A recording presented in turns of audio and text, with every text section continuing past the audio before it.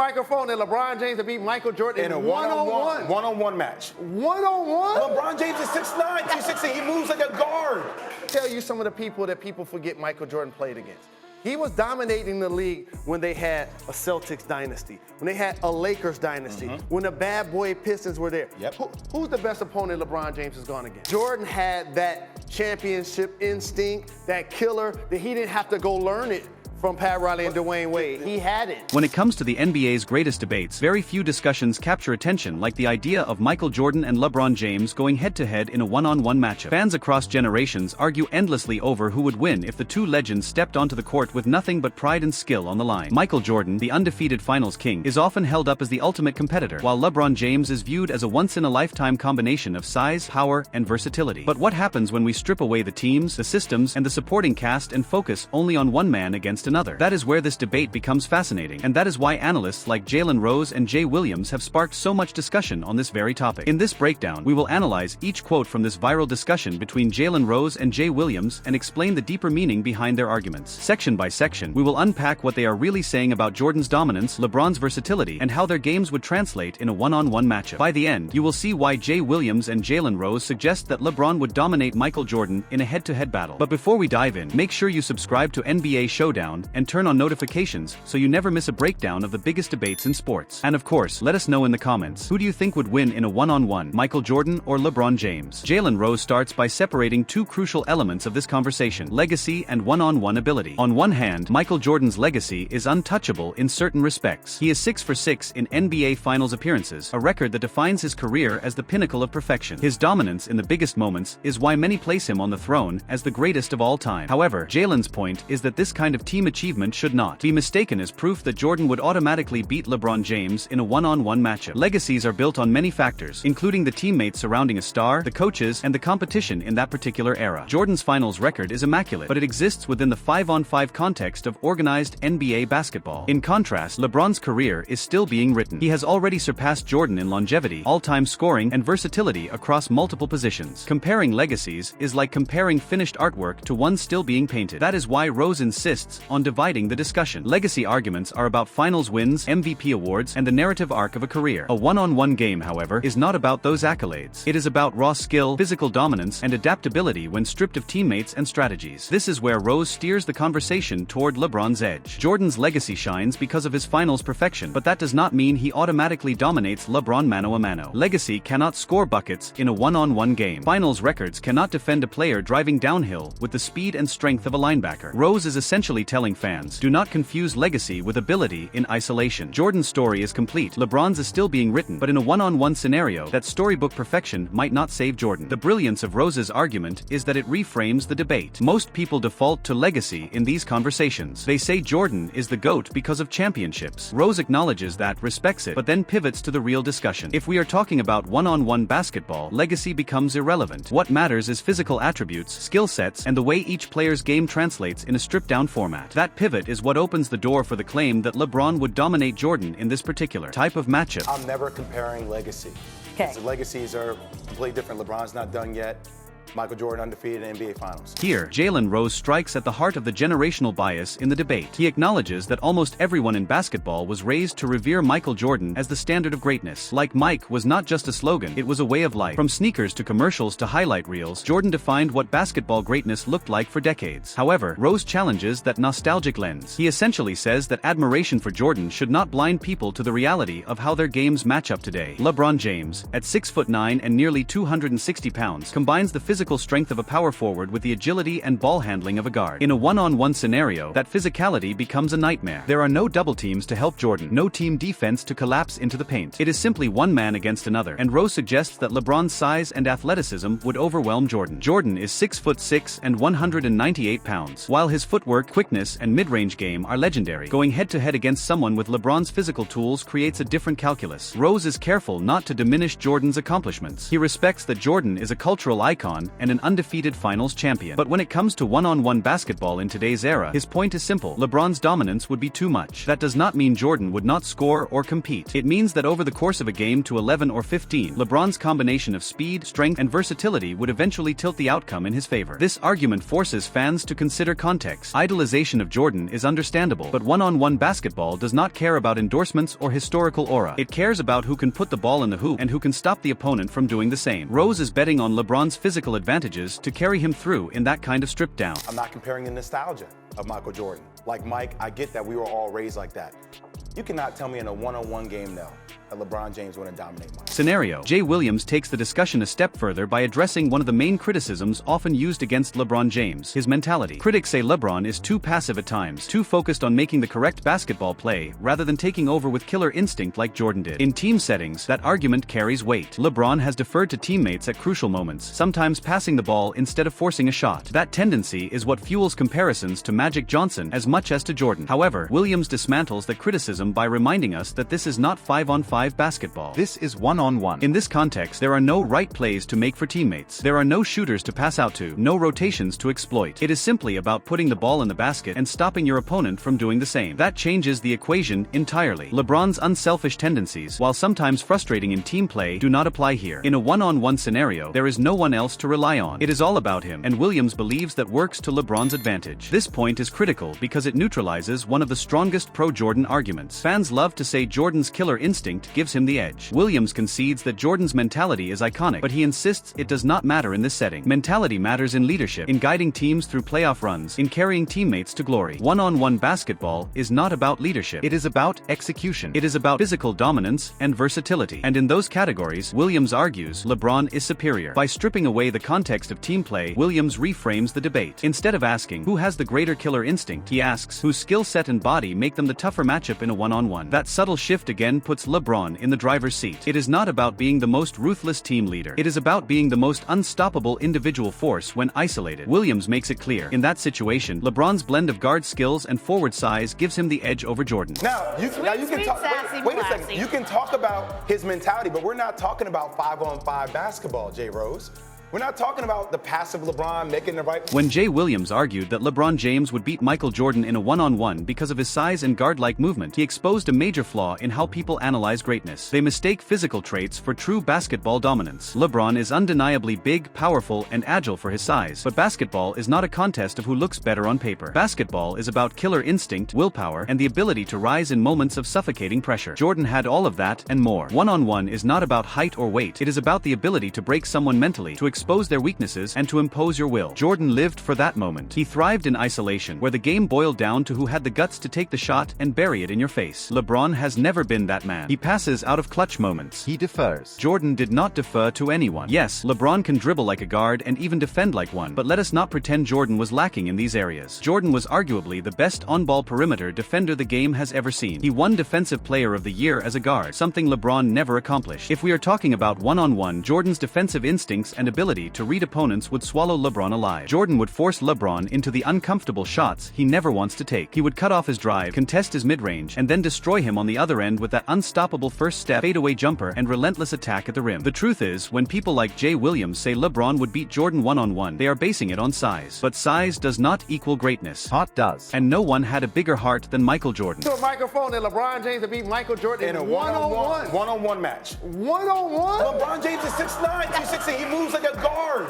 Jaylen Rose obliterated the LeBron comparison when he brought up the numbers. He reminded everyone that Michael Jordan was first-team All-Defensive 9 times. LeBron managed 5. That is not just a small difference. That is a chasm between someone who dominated both ends of the floor and someone who only dipped his toe in. Jordan lived to destroy his opponent not only with the ball in his hands, but also by suffocating them on defense. He wanted to crush your spirit on both ends, and that is why he is unmatched. LeBron never had that same sustained defensive dominance. There were years when he coasted. Jordan never coasted. Jordan never let man Breate. Then Rose dropped the real hammer. Jordan led the league in scoring 10 times. LeBron has only done it once. That statistic alone shatters the argument that LeBron is on Jordan's level offensively. 10 scoring titles mean that for a full decade, Jordan was the most unstoppable offensive force in the game. That is not an accident. That is dominance. LeBron has had longevity, yes, but longevity without the same sustained offensive supremacy. Scoring 1 title compared to 10 is not even a contest. Jordan was feared as a scorer in ways LeBron never was. Teams designed entire defenses just just to stop Jordan, and still he would drop 35 on them with ease. So, when Jaylen Rose posed those numbers, it exposed the truth the LeBron supporters try to run from. The numbers are not equal. The numbers show a gap, and that gap proves Jordan is in a different stratosphere. Jordan combined elite scoring with elite defense. LeBron had flashes of both, but Jordan owned both. This is why when you strip away the hype, when you remove the excuses, the scoreboard reads the same every time. Jordan was greater.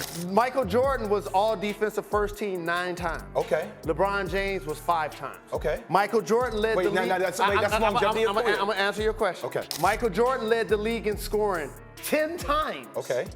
10.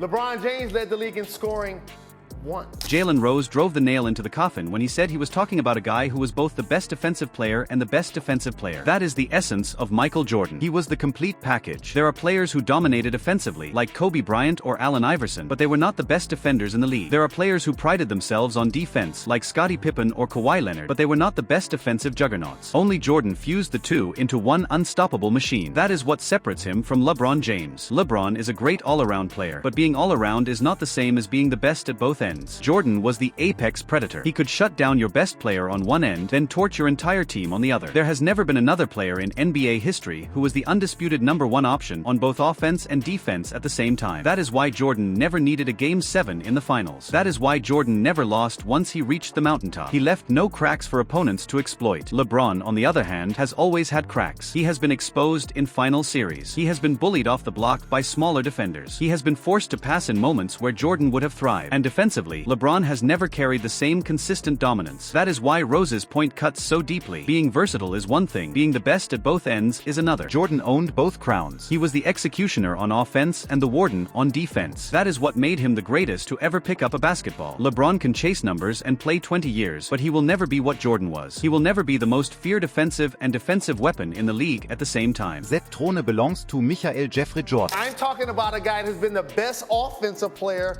and the best defensive. When Jay Williams and Jaylen Rose brought up the question, asking if Michael Jordan had ever played against a guy like LeBron James, the undertone was clear. They were implying that LeBron's unique physical gifts and his versatility as a forward-guard hybrid represent something Jordan never encountered. But let's unpack this carefully. The idea sounds powerful on the surface, yet when you dig deeper, it collapses quickly because Jordan faced a league full of killers, many of whom were far more physical and intimidating than LeBron has ever been. What makes this statement worth analyzing is not whether LeBron is physically imposing. We all know he is 6'9", 250 pounds, built like a freight train. The real issue is whether his style and mentality are genuinely unique in the history of basketball. The answer is no. When people claim Jordan never saw a player like LeBron, they conveniently forget about players like Magic Johnson, Charles Barkley, Karl Malone, and even Clyde Drexler. Magic was a 6'9" point guard with vision unlike anything we had ever seen, running the Showtime Lakers with dominance. Karl Malone was built like a tank, scoring relentlessly in the post, crashing the boards, and punishing defenders physically. Barkley, despite being shorter, was an unstoppable force of nature, exploding through defenses with power and aggression. And Drexler, with his athleticism and size, could attack relentlessly from the perimeter. Jordan had to go through all of them, and unlike LeBron's era, Jordan's opponents were allowed to handcheck, grab, and hammer him to the floor without referees bailing him out. LeBron may move like a guard, but Jordan actually was a guard with a scorer's mentality and an assassin's touch. What separates Jordan's opponents from LeBron's competition is not size or athleticism alone, but ferocity and consistency. The Pistons' bad boys, with Isaiah Thomas, Bill Laimbeer, and Dennis Rodman, literally designed an entire set of rules called the Jordan rules to physically punish him every time he touched the ball. That level of targeted defensive brutality has never been applied to LeBron. Jordan went up against the toughest possible versions of players who were already elite, while LeBron's toughest competition often came from teams where stars were teaming up and spreading out across conferences. The truth is, Jordan did face players who mirrored LeBron's attributes. What Jordan never faced, however, was someone with LeBron's unique media protection. That's the distinction. People act like LeBron's size and athleticism make him a unicorn. In reality, Jordan's career was built on dismantling players who were not just big and strong, but equally ruthless. LeBron's game relies heavily on transition, on exploiting mismatches, and on spacing. In the 90s, that would not have been possible. The handcheck rules and the bruising paint battles would have neutralized his drives. So when Jay and Jaylen asked if Jordan had ever played someone like LeBron, the better question is this: has LeBron ever played against a team as brutal, consistent, and mentally destructive as the 80s and 90s Eastern Conference? The answer is no. Jordan thrived against sharks. LeBron grew up in an era of dolphins. That's why, when we stack them up, Jordan's accomplishments mean more. Because Jordan didn't just play basketball, he survived wars that players like LeBron could not have endured. Question for you: has Michael Jordan ever played against a guy like LeBron James? ever in his career. Has anybody played against somebody like LeBron That's James? what I'm saying. But that's exactly what I'm saying. Jay Williams and Jaylen Rose followed up by saying Jordan had to learn how to be the alpha, but in the conversation of mano a mano, that learning process is irrelevant. Let's dissect that, because it speaks to the essence of Jordan's dominance. The idea of learning to be the alpha makes Jordan human. He wasn't born as the greatest player alive. He worked his way into it through fire, failure, and pure willpower. That's what separates him from LeBron. Jordan didn't need a big brother to hand him the keys to greatness. He fought for it, clawed for it, and seized it. When Jordan entered the NBA, he was already a scoring machine, but he didn't instantly become the champion we remember. He had to learn how to channel his killer instinct into leadership, into the ability to elevate everyone around him. This wasn't a weakness, it was a transformation. And once that transformation happened, it was permanent. He became the alpha in every room he walked into, whether it was the Bulls' locker room, the Dream Team, or the entire league. That is why mano a mano arguments are so unfair to LeBron. LeBron needed time, and he needed help. He joined forces with Dwayne Wade and Chris Bosh, and he leaned on Pat Riley's system in Miami to finally grasp what it meant to dominate at the championship level. Jordan's process was different. He didn't run to another superstar's team. He didn't form a super team. He forced the Bulls to rise to his level. That's what makes him the purest alpha we've ever seen. His teammates didn't pull him to greatness. He pulled them. Scottie Pippen became Scottie Pippen because he stood next to Jordan. Horace Grant toughened up because Jordan demanded it. Even Dennis Rodman's chaotic energy was channeled into winning because Jordan's leadership would allow nothing less. When we talk about mano a mano, Jordan's version of being the alpha was not about numbers alone. It was about mentality. He broke his opponents before the game even started. Players feared him, coaches feared him, and fans worshipped him. That is what an alpha truly is. LeBron may have had stretches of dominance, but his alphaness has always been conditional. When things get tough, he looks for help. Jordan never did. So yes, Jordan learned how to be the alpha. But once he learned, the world never saw anything like it again. That learning process wasn't a weakness. It was the very foundation that made him untouchable in mano a mano scenarios. Have to learn how to be the alpha and the champion. But we're not talking about that. We're not talking about the process of learning. But we're talking about mano on mano. Yes. Jaylen Rose hit the nail on the head when he said Michael Jordan had that championship instinct, that killer within him. He didn't need to be taught how to win from someone like Pat Riley or by pairing up with Dwayne Wade. He had it built into his DNA from day one. This is perhaps the most glaring difference between Michael Jordan and LeBron James. LeBron had to learn how to win. He admitted it himself during his time in Miami. His first year with the Heat ended in embarrassment when Dirk Nowitzki and the Mavericks humbled them on the biggest stage. That was supposed to be the birth of a dynasty, but instead it was a harsh reminder that talent and hype are not enough. LeBron needed to learn, to be taught, to be molded by others. His greatness came with tutoring. Jordan was different. His greatness came raw, unfiltered, and immediate. Even when he was losing early in his career, nobody doubted he would eventually figure it out because his mentality was already championship ready. He was already ruthless, already wired to destroy opponents at any cost. The only thing he needed was the right pieces around him, not lessons on how to be a killer. That's why Jordan never had to join forces with another superstar to validate himself. He was the validation. When he finally had a squad capable of running with him, the championships flowed one after another with surgical precision. 6 finals appearances, 6 championships, 6 finals MVPs. Perfection. And that perfection wasn't taught by Pat Riley. It wasn't gifted by Wade. It wasn't manufactured by player empowerment. It was forged in the fire of Jordan's own will. This is why Jaylen's statement carries so much weight. LeBron fans love to push the narrative of longevity, of stats, of all-around play. But none of those metrics can replace the instinct that Jordan possessed. He didn't just want to win, he needed to win. Losing wasn't an option. That instinct can't be taught, can't be borrowed, can't be created by a system. You either have it or you don't. Jordan had it in abundance. LeBron, for all his greatness, had to learn it secondhand. That alone puts a permanent wall between them in the GOAT debate. Jordan had that championship instinct, that killer, that he didn't have to go learn it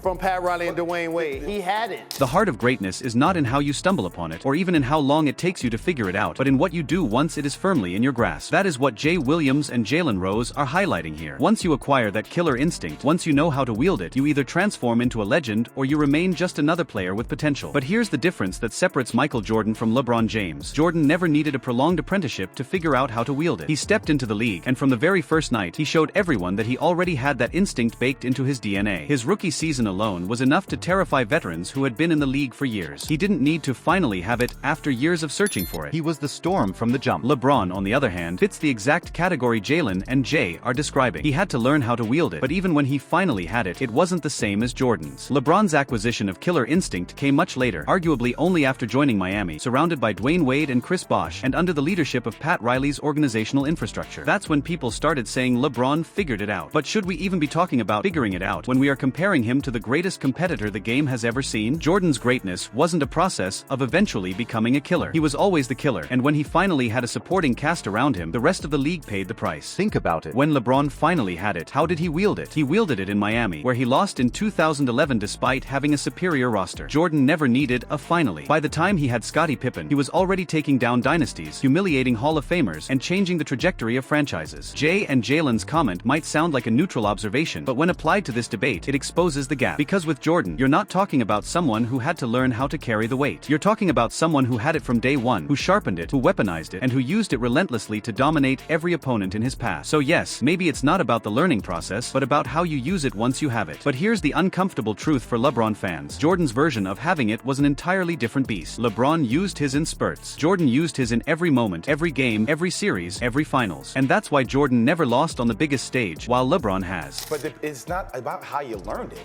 It's about the fact that once you finally have it, you use that in your arsenal. This is Jaylen Rose drawing a line in the sand. He is saying, without hesitation, give me the guy who always had it. Give me the guy who didn't have to be manufactured by circumstance, molded by others, or rescued by teammates. Give me the guy who carried that killer aura from the moment he picked up a ball to the moment he retired. That guy is Michael Jordan. And this is the key distinction. Jordan didn't need to become something. He already was. LeBron had to evolve, grow, adapt, and rely on outside factors to shape his competitive edge. Jordan was born with it. Jaylen brings up another layer that people conveniently forget when they try to elevate LeBron's case. Jordan's championship pedigree existed before the NBA. He was already a proven winner in college, hitting one of the most iconic shots in NCAA history to win a national title for North Carolina. He had it before he even stepped onto an NBA floor. LeBron skipped college, and while his high school dominance was undeniable, it never carried that same weight of having already conquered the collegiate stage at the highest pressure moment possible. Jordan had the DNA of a champion baked in before he even declared for the draft. Now let's put this into perspective. If you were picking a player to build your franchise around, would you take the one who always had it or the one who had to learn how to develop it halfway through his career? The answer is obvious. Michael Jordan never fumbled with his mentality. He never had to search for that inner fire. It was always there, and that's why his legacy is untouchable. LeBron fans might argue that he also always had it because of his dominance in high school, but dominance without the killer instinct is not the same thing. We all saw what happened in 2011 against Dallas when the pressure peaked. That was not the reaction of someone who always had it. That was the collapse of a player who had to learn what it meant to close. Jordan never collapsed on that stage. That's why when Jaylen Rose says he'll take the guy who always had it, he's exposing LeBron's greatest flaw. His greatness required external shaping, while Jordan's greatness was innate, natural, and relentless from day one. I'm going to take the guy that always had it. What were The you guy thinking? I saw make a jump shot and win. correctly. I saw the guy that win a championship in college that had it then.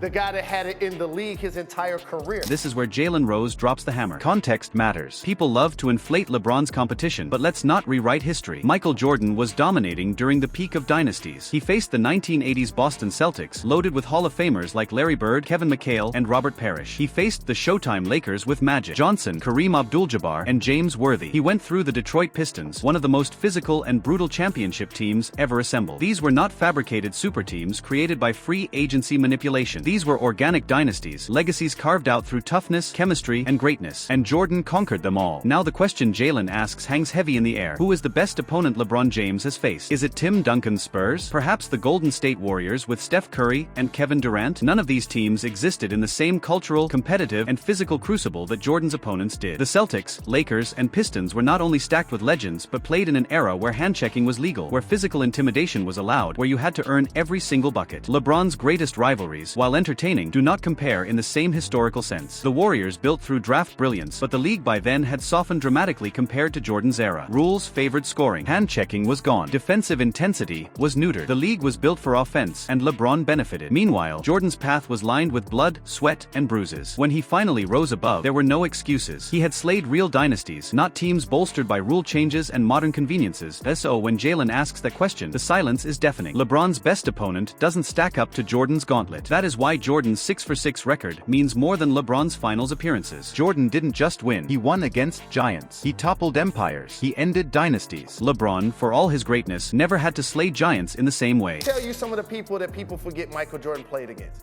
He was dominating the league when they had a Celtics dynasty, when they had a Lakers dynasty, when the bad boy Pistons were there. Yep. Who's the best opponent LeBron James has gone against? At the end of this debate, what stands clear is not just that Michael Jordan is the greatest of all time, it is that the very fabric of his greatness is woven differently from LeBron James. Jordan didn't need to learn how to be a killer. He always had it. He didn't need teammates or coaches to teach him the instinct. He brought it with him into every arena. He didn't need to prove himself by finding the right situation. He proved himself by destroying the greatest dynasties the NBA had ever seen. LeBron James is an all-time great, no doubt. But as Jay Williams and Jaylen Rose's words reveal, his greatness was learned, developed, and aided by context. Jordan's greatness was eternal, innate, and undeniable. That is why when you strip away the narratives, the hype, and the excuses, the truth remains. Michael Jordan is the standard. He is the bar. He is the GOAT, and LeBron James, for all his brilliance, can never surpass him.